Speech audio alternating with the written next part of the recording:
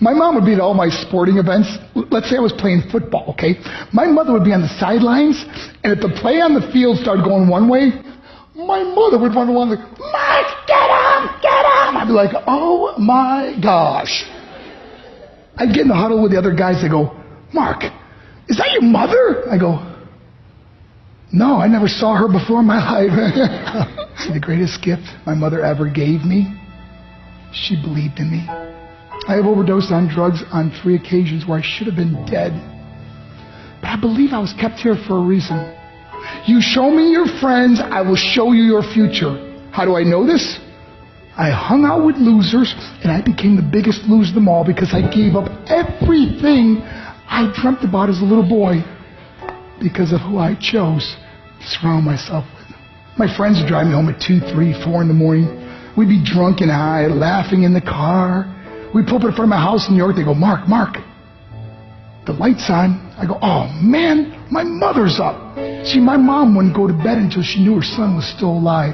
I'd walk in, she'd say, hi Mark, how was your night? I go, it was good, Mom. I'm just going to go to bed. She goes, can I talk to you for a minute? I go, Mom, I'm tired. I'm just going to go to bed. She goes, Mark, I haven't seen you all day and all night. Can I please talk to you? I said, man, just leave me alone. You bug me. I'd slam my bedroom door on the one person who believed in me.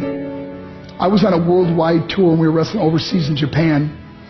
After my wrestling match, I went upstairs in my hotel room and I fell asleep.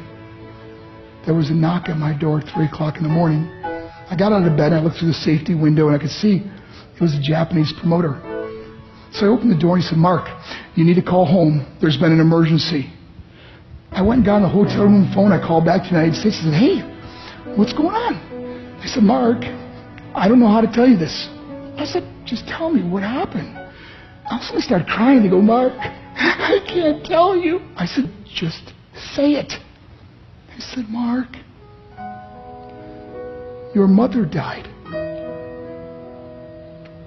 I just threw the phone down. I ran out of my hotel room. I took the elevator to the lobby, and when the doors opened up, I just ran out into the street. I mean, there was no cars, there was no people. It was 3 o'clock in the morning. And I walked down the middle of the street in Hiroshima, Japan, and I remember looking up and just saying, Mom, I am so sorry. I flew home for her funeral, and I was so nervous to walk up to her casket, so I just stood way in the back. And I kept looking from a distance. I kept thinking to myself, Mom, please wake up. Please get up. And then I finally got the nerve to walk up to her. And as I got closer, I could see my mom for the first time. I mean, she was so beautiful. She was dressed in white. I mean, she looked like an angel. And I just stood over her and I said, Mom, you are my hero. Everything I am, everything I hope to be was because of you. You loved me so much. You gave me a life. You're the only one that ever believed in me. How to repay her? By getting drunk? By getting high? By getting stupid? By hanging out with losers? For what?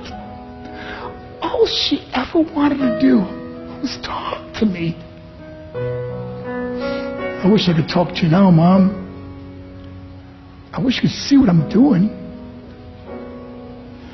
Why couldn't I have been a better son?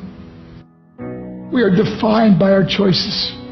But if you surround yourself with people involved in drugs and alcohol and pills, it's a dead end. I'm not here to preach to you. I'm here to tell you I lived that life. It leads to broken hearts, broken relationships, broken dreams, and death. For what? To get high? If you have a mother or a father, when you go home, tell them how much you love them. See, my whole life was about being rich and famous. I had to be a millionaire. I had to win the race. I had to win the race at the expense of my marriage, my family, my friends. For what? To be all alone in the world? I learned what is truly important, and that is how precious this gift of life is, and our families, and how quickly it can be taken away. See, I no longer live in time. I live in moments. See, it's not what's in your pocket that matters. It's what's in your heart that truly matters. Love Love is just a word until somebody comes along and gives it meaning. You're the meaning.